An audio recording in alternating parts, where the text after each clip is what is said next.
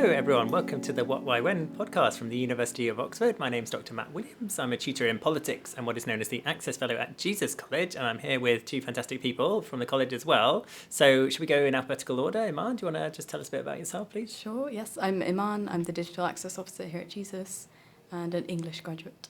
And Uzumma? I'm Uzumma and I'm a first year law student here at Jesus. Brilliant. And today, as with all podcasts, we're going to be trying to disentangle a really complicated question, just as we might in an Oxford tutorial. This is not a question that would have come up in either of your tutorials or classes or lectures or whatever, but it is, what is intelligence? What is intelligence? Which is a big question, I feel, and it's the sort of thing that my 4-year-old son might ask, because that's kind of how tutorials work. We have conversations about big themes, but in open-minded, curious ways, just like children might. So, where should we start, Uzumma? I mean, let's maybe start with a case study. Could you sort of give me a person who you think is like a legendary genius and sort of work back from that and try and figure out why they're such a genius? Like, is there someone who sort of pops to mind when you think like super genius, who sort of springs into your head? A genius? Yeah. Einstein? Yeah, classic. So why? What about Einstein?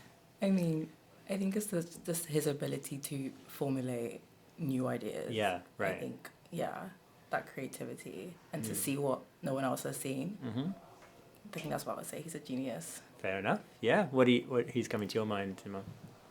It's so difficult to measure what you mean by that, but I think what we're taught intelligent people are, we're often posed with these figures from history that have done something new and, like Uzumma said, it's like new scientific research. So I think, again, Einstein, someone like Alan Turing and Darwin, just because they contribute these new ideas to their fields.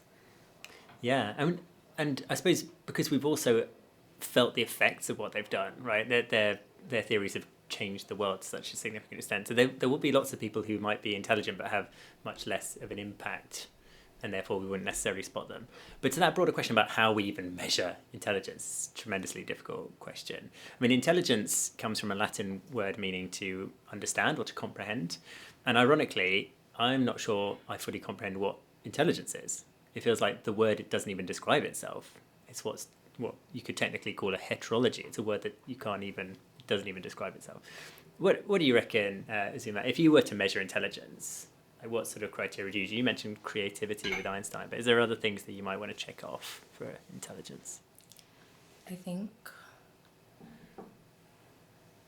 it's really hard to measure intelligence because I think if you're looking like in an educational environment, I don't think just because you might get the best score doesn't mean you're the most intelligent person there. Mm-hmm. But I think, like your intellectual capacity, I think creativity is another way to measure intelligence. Like your ability to like understand information and not just to like kind of memorize it, but to fully understand the concepts. I think that's another way to measure intelligence. Interesting. Yeah. Okay. And so a classic way, Imaan, is the intelligence quotient test or IQ test, which, as you'll probably be aware, is a sort of battery of mostly sort of numerical, verbal and spatial reasoning questions. What do you think of that? Is that a decent sort of benchmark for measuring someone's intelligence? I think it has been, in the sense that people actually ask people to take that as a measure of their intelligence, for example, for some jobs, I believe, which is a bit odd. Why is that odd?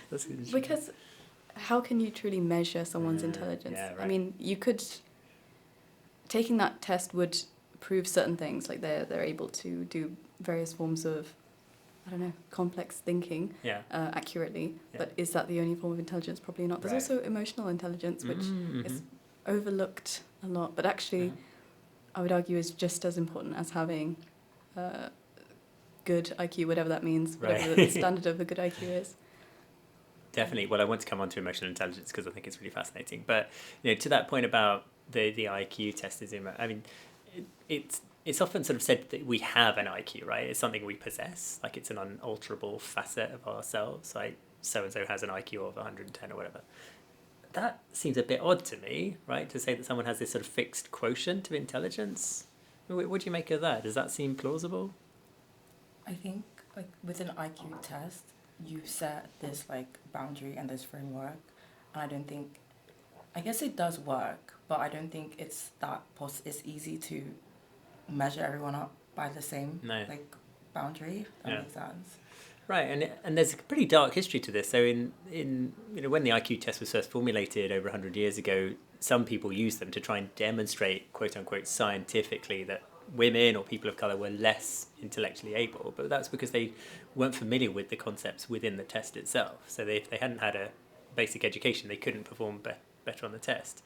So the idea that it somehow measures accurately your intelligence seems pretty unlikely. But I'm also pretty hung up on the idea that it tells you you've got this sort of fixed amount of intelligence. That seems pretty unlikely as well, that you can't do anything about it.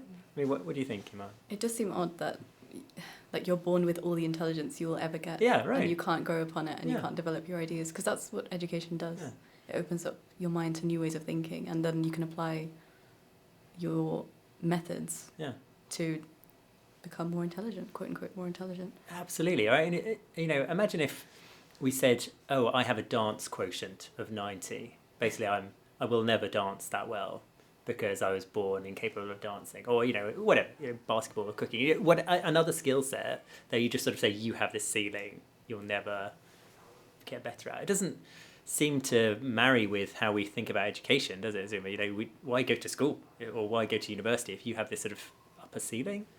I'd probably go even further. It seems downright toxic to tell young people that they've got this ceiling on their intelligence. But do you agree with that, or do you think I'm getting a bit sensitive? No, I don't agree with that, because I don't think you can cap intelligence. Like, assuming I started in October a law degree, I think I've gained more information, and I think intelligence is like a skill. Like, you can work on it and you can cultivate it. So I don't think it's fixed. I think it's very expansive. Right. Yeah.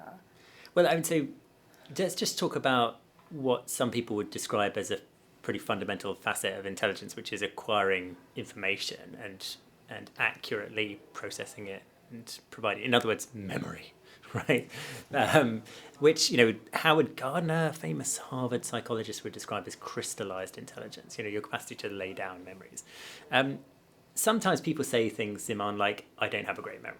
And they say it in quite sort of fatalistic terms, like, well, that's just the way it is, Again, I have a low dance quotient. I'm never going to be good at dancing. Do you think that's unrealistic? Do you think there's stuff that people can concretely do to improve their memory, should they wish to? I'm very guilty of that. I definitely go around saying, I have such a bad memory. Oh. I think that's not completely true. And there are things that I could do to actually make my memory better, like actually practicing. For example, not putting every single thing I do in my Google Calendar so I have to remember things. Sure. That's one example. But yeah, I think it is possible. Oh, yeah. I agree. I mean, there's been tests done on London taxi drivers that have to memorise all the streets in London. It's called the knowledge. And their hippocampus, which is the site of the brain that regulates memories and sort of ties them together in the brain, will physically grow. So, just like any muscle, if you use it, it grows bigger and it gets more advanced. But sort of getting into the weeds a little bit, Uzumma, I mean, there's a record holder in Britain called David Thomas who holds the record for memorising pi, and he can memorise it to about 20-odd thousand digits. So it's pretty impressive. He will have various techniques in order to obtain that many digits of pi. But David Tennant, the famous actor, can memorise Hamlet, because he used to play that part. And that's like 60,000 verbal digits, if you like, letters arranged into words. In other words, what I'm getting at is that David Tennant, when he learns Hamlet, is kind of learning a story in order to memorise the text. And David Thomas, who memorises pi, is basically doing exactly the same thing. When you memorise a lot of pi, you have to change the digits into words and then create stories out of it. So there are very sort of just concrete tricks you can do to get a better memory. But maybe the key question is why? Why bother? Why would anyone want a better memory? Do you think it's valuable, Uzumma?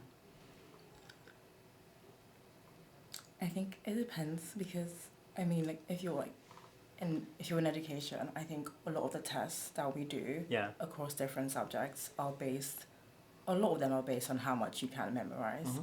But I don't know, I think memory is just important because the more you can remember, the more you can hold, the more well-rounded you become, I guess.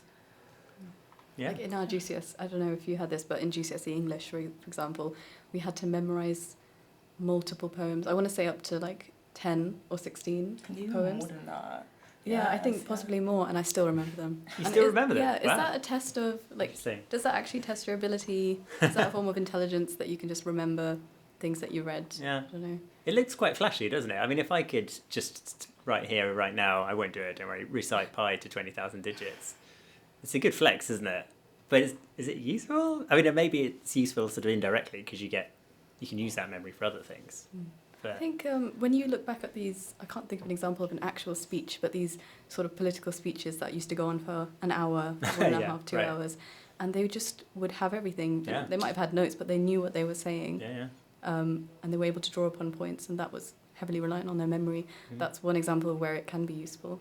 But if you have a weak memory, that doesn't mean you're not intelligent. There are other forms of intelligence that you could have. Yeah. Like you mentioned David Tennant and the guy who remembered pi. David Thomas. I would argue they have... So in Howard Gardner's book, for example, he mentions different forms of intelligence. So David Tennant in that aspect might have linguistic intelligence. He's able to work with words and understand them. And whereas with pi, it's more of a... What would it be called? Logical, mathematical, I think he called it, intelligence. So just having a different kind of intelligence that's not... There's not one set way to define it. Well, and I think that's really interesting. And we've poured a bit of cold water on the IQ test as sort of giving a sharp measure of your lifetime's amount of intelligence. But what you were just saying about different types of intelligence, how people can excel in different ways. And this raises the question about the role of genes and inheritance in intelligence. The science is pretty thin on the ground, actually. We haven't identified intelligence genes that we can pinpoint. I mean, it's thought there must be a role for genetics in intelligence, but it's not that likely to be directly inclining us towards the sort of skills we test at schools. You know, in other words, we haven't been doing advanced mathematics for long enough for it to have got through to our genome, right? There might be certain things that genetically predispose some people to be better at maths, like pattern recognition, for example. But the idea that someone is just born good at calculus is for the birds, because you still have to learn the skills, right? But there's still a hot debate out there, Uzumma, about, are some people just naturally inclined towards certain strengths intellectually? What would be your hunch on that? Don't worry if you don't know the science on it, but just sort of instinctively. I don't think people are naturally born good at calculus, but I think people have a natural inclination towards skills that are helpful towards calculus, and then their math skills are a product of that.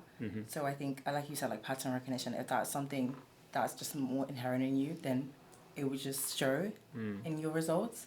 Then I think, for example, with the David Tennant memorizing Hamlet, if memorizing words and memorizing lines like that, I think that's another way it shows. So I don't think you're born intelligent. I think, like I said, it's a skill. It's something that you build upon. But there are some things that you might be naturally more inclined to.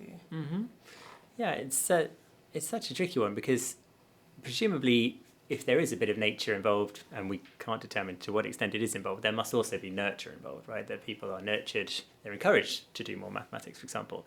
And one thing that really worries me is the sort of cultural sort of periphery to this. In other words, young girls might be told, either explicitly or implicitly, maths is not a thing that girls do, right? And in some countries, women and girls are much less likely to take up maths at, say, A-level or at university level, because they might have internalized that narrative, but there's no evidence for it. So, Imaan, what do you make of that sort of cultural side of what people think intelligence is and where it comes from? I think nurture does have a massive impact on how people perceive their strengths to be. So yeah, if I was going to say, my answer to your last question was, if you're raised in an environment where you have the opportunity to develop these different forms of intelligence, if you will, like if you can play with words and then also play with sort of spatial objects and activities and also numbers, and you just get an opportunity to have a go at all of them, I think it's possible to develop that. I'm not sure, because I don't know the science about this, but I'm not sure if there is such a thing as you're just inherently able, that like you're more capable in one particular area. But I just think nurture has a bigger part to play than nature. I'm inclined to agree, because it doesn't make a huge amount of sense in terms of the evolutionary theory that someone would have a really specific skill. It's just that modern societies give them the space to nurture that skill, or they are given encouragement. But do you agree, Uzumma, or do you think, no, actually, I have totally different skills to my siblings, or, and people would recognise that from birth, or whatever? I do agree with the nurture point, because I do think it's what has been forced upon you. I think even with like certain like entrance exams, people always say practice is perfect. So it's when you have to, and sometimes skills don't just come to you, you have to actively pursue them and like get better at them. So I do think like the nurture point is valid. Yeah, I would say an interesting example of this is Mozart, right? Wolfgang Amadeus Mozart, who, by my age had already been dead for 6 years, is an old joke, a pretty sick one, but basically meaning that he had achieved a huge amount at a very young age. He died young. He was writing operas at the age of 6 or something, dreadfully precocious. He was performing to the emperors in Vienna at about 4 or 5, because he was this, and sometimes the word prodigy is used to describe his abilities, that he was prodigiously capable at playing harpsichord and violin and things like that. But why on earth would nature have selected for those skills? He didn't come out of the womb able to play the harpsichord, right? He was just encouraged. I mean, it's actually quite a brutal way by his father to practice hours and hours and hours as a very young child. So he had a pretty austere childhood where he was really forced to learn it. And so sure, by the age of 4 or 5, he'd racked up thousands of hours of practice. So he was really, really good at those things. But he's not a natural born genius necessarily. I mean, maybe he had some advantages compared to his sister, but I don't know, maybe are we putting a bit too much weight on nature sometimes, Imaan? What do you think about the Mozart story? Yeah, I was going to say he was given rigorous instruction as a child, and his sister that you mentioned also was very fond, not just very fond, but very good at what she did. And so if he's raised in that environment with her around as well, that would have been another influence on him. Yeah. Maybe the fact that she was a woman meant that she didn't necessarily get the recognition that he did. Right. But yeah, I mean, potentially there might be something, like I mentioned before, that inclines you to one particular kind of like strength or intelligence in you, but I'm not sure how that would work or what the science of that would be. Well, it's so difficult to test, isn't it? I mean, we get the sense of these sort of prodigies who might have some very unusual capabilities. So some people who have autism spectrum disorder can have really exceptional pattern recognition capabilities. There's something called synesthesia. I don't know if you've ever heard of that, where some people can sense colours when they are, say, performing music. So someone like Pharrell Williams or Van Gogh had forms of synesthesia. You can get someone who seems to just push against the grain quite significant. Someone like Ada Lovelace, who was the daughter of Lord Byron, was this exceptional mathematician and early computer scientist. Even in the 19th century, she was pioneer of computer science when computers were still mechanical. And you can get the sense of some people have these sort of head starts, for want of a better word. But I think we seem to be falling down on the conclusion that sure, that's all very well, but you've got to put a lot of spade work into it, right, if you want to get better. So what's your secret, Uzumma? Because you're here at Oxford University, you've obviously done really well. I mean, can you put a finger on your own biography and what might have led you here?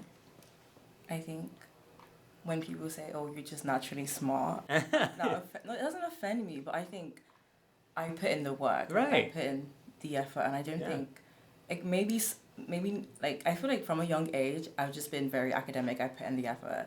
So I think it is like a test of how much effort, how many hours you are willing to put in. So I think that's my strength. It's kind of takes it away from you, doesn't it? And it takes it away from Mozart and Ada Lovelace and all those other characters you mentioned. They just say, oh, well, they were just born that way. It seems sort of slightly demeaning. I think we're also at risk of sort of undermining how incredible humans are. But Imaan, do you have a sense of why humans are so intelligent? So not just particular human beings, but as a species, we seem extraordinarily bright.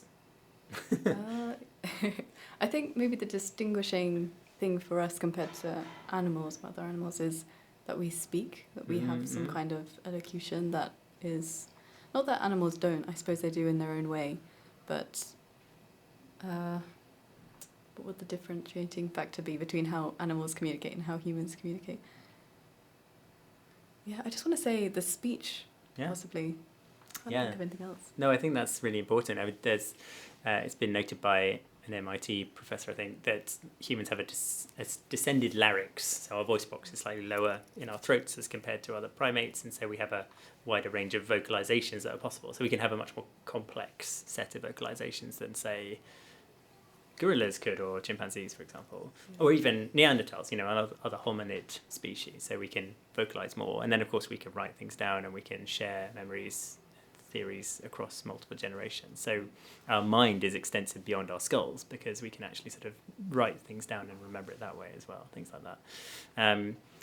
So there's that. I mean, in terms of like the evolution of human beings, one theory is that because we walk on two legs predominantly, we can therefore need to adapt to multiple habitats, and that means having a big brain is useful because you can manipulate tools in different habitats. Some animals have vast territories as well, but they would tend to live in similar parts of those territories, whereas humans can actually get up and start again in completely different habitats. What do you make of that theory? I know I've just skimmed over it, Uzumma, but just off the top of your head, because it's not common that you reflect on how smart you are, but just by dint of being a human being. But what are you thinking right now? I feel like, because as she said, like, as humans, because we have that privilege of able to formulate our thoughts, like, concepts, ideas into words, like images, I think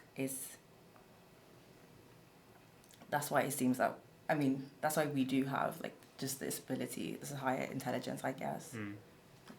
Yeah, but we may be at risk of demeaning other animals, I guess. So we might not appreciate their levels of intelligence. I mean, a dog, for example, has 1,000 times better smell than I do. Dogs can smell early stage cancer, for goodness sake. So they have a way of understanding the world, which I will never have. Bees can communicate with each other using a waggle dance about where flowers are with the best pollen. So I don't know, what do you reckon, Imaan? Are we at risk of sort of maybe being too self-congratulatory when it comes to intelligence? Possibly, because we can't fully understand everything about the human world, let alone the animal world. And I think we're quite prone to falling into certain ways of seeing what intelligence is. For example, what will earn the most money. Very capitalistic ways of thinking. Right. Or just outward appearances of, if you have this, for example, if you're able to speak very well and you're able to do public speaking, then you're like, that's someone who's incredibly intelligent, capable. Yes, definitely. I think that's crucial, and it helps us link back to what you mentioned earlier about emotional intelligence, which is sometimes not given quite as much credit as it maybe ought to. How would you define? We weren't even able to define regular intelligence, but if you had to define emotional intelligence, what sort of things would you package in there? It's similar to the Latin definition of intelligence being to understand, just the ability to understand and empathise with other human beings and potentially even any creation. Yeah. Would you agree, Uzumma, that we should be talking about emotional intelligence, that it is a form of intelligence? I mean, some people even talk about having an EQ as sort of an emotional quotient and stuff like that. What are your thoughts? I do think emotional intelligence is very undervalued. So I think it takes a different type of self-reflection to be able to understand, to look at someone and be able to communicate those feelings and to even look at yourself and think and dissect who you are. So I think emotional intelligence is definitely undervalued. Yeah, and I suppose it can be marketized, right? If you're very empathetic, it can be really helpful in various contexts. Like if you want to be a really top hotshot lawyer, such as you'll become one day, Uzumma, or if you want to be involved in business, it's not like it's completely valueless, is it, Imaan? No, I think especially as things are developing now, where there's this real focus on, I think, soft skills. Soft, that seems so demeaning, doesn't it? It does, yeah.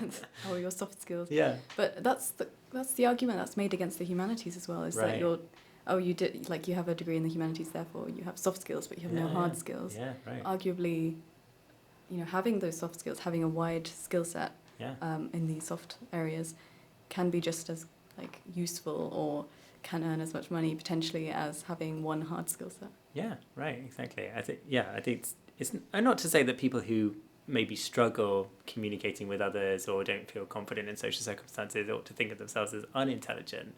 I think we're kind of drawing to some conclusions that intelligence is just more multifaceted And it's not as concrete as many people tend to suggest. It's not like you have intelligence or you have a good memory or you have a high IQ. You have the potential to improve all of those things should you wish to. So, I mean, if you were talking to the listeners, you are talking to the listeners, Uzumma, what I'm talking about, and you were to give them some advice about some concrete things they could do to perhaps improve their intelligence, what would you do? What would you suggest? I think you have to find what you're good at and not try to fit into someone else's box. But I think practice, just putting in hours and effort, makes you you find out what you're good at and where you excel. Yeah, right. I agree with that. What are your thoughts, Imaan? I'm inclined to say a very similar thing. So just find out, maybe not what, it doesn't even necessarily have to be what you consider your own strength to be at this stage. It's just what you want to develop. So if you think, okay, there's this particular skill I want to learn, or this thing I want to achieve, it's just take it step by step to do what's needed to achieve that. Definitely. Even if it's not something that you think is inherently already within you, because it's possible to build upon the skills to get there. Exactly. So you've got to break through those stories that you might hold in your head of along the lines of, I can't do this, or people like me are incapable of this. Those are just stories, and you can overcome them should you wish to, and there are various reasons why you might wish to. I mean, of course, as mentioned, it can help you be a high-earning participant in the labour market. But do you think there's any sort of other reason why someone might want to be more intelligent? Do either of you enjoy it for its own sake? Enjoy being intelligent? Yeah. Just finding out about the world or whatever. I think it's hard to say this in a way that isn't like making a comment to yourself. But I think the more you can understand about the world and others, so EQ, the more you can understand about yourself, and then you can navigate the world better in a way that's more efficient, I would say. Okay, yeah. Not that efficiency is the be-all and end-all, sure. But I just think having EQ can lead to having IQ. And so it's not the end of the world if you've taken a test and it says that you don't even have average IQ. Right. Like, there are still things you can do to develop yourself. Definitely, yeah. And because we're humans, and humans are incredible, I think that ought to be another bottom line. I mean, what about the converse, Uzumma? What are the sort of things that are likely to make someone's life harder, besides the stories inside their head where they talk themselves down? I'm thinking about sort of lifestyle choices, because the brain is quite a sensitive organ, so stuff like diet and sleep. But do you have any advice in that regard? Definitely sleep. I should give myself that advice. Sleep. I think just try to read things that don't even pertain to the subject you do. I think it's nice to have just random bits of information, because why wouldn't you want to be more intelligent? Because then you can engage in more people, and you can engage in more things, and you get to think about things in a different way. I think those are really important. Yeah. What do you reckon, Imaan? Sorry, could you say the question again? Well, yeah, so just sort of thinking about we've been talking about how you can improve your intelligence, but there's quite a lot in this world that can affect your intelligence, right. Just because your bodily health might be poor, and it might affect your mental health. So you can't pour from an empty cup. You have to make sure that you're in a state where you're looking after your own well-being, and it's not like, I'm just going to grind and do the work to the extent that your own health deteriorates and you're not even able to concentrate as much as you could before. So it's really important to have, like you said, good diet, make sure you're hydrated, looking after yourself, getting some nature if possible, just doing whatever it is that makes you feel healthier. Yeah, and sleep, I absolutely agree with that. If you're not sleeping properly, then you're literally torturing yourself, which is not a great idea. And nutrition, the brain is only about 2 or 3% of your body mass, but uses about a quarter of your daily calories. So. No doom scrolling on TikTok. Well, but I mean, the brain also needs to relax sometimes, so there's not, that's not necessarily the end of the world, but everything in moderation, as they say. But I think, just to sort of round off, we don't entirely know what intelligence is. Despite efforts of trying to find a genetic story of intelligence, have failed time and again. We think there must be some role for genetics to play in someone's intelligence, but the idea that it fully determines a fixed IQ, there's no basis in science for that. And that does tend to be the foundation of a lot of negative stories that people tell themselves along the lines of, I'm not very smart, I'm not very good at maths, I don't have a good memory, and so on and so forth. And there are various concrete ways you can blast through those. And I think if we go back to some of the geniuses that we started off with, if you read their biographies, they are incredibly stubborn human beings. Einstein was not particularly thought highly of at school, nor was Darwin. Neither of them were thought of as prodigious. They just eventually came into their stride. They put in the hours and they did amazing things. And you don't even need to be competitive with the world. You don't need to say, I must do amazing things to be a valuable human being. But don't sort of say you can't. That would be my final thoughts. But yeah. So on that, I think we'll leave it there. But thank you all so much for listening and watching the What, Why, When podcast. And we hope to see you next time. Thanks so much. Bye.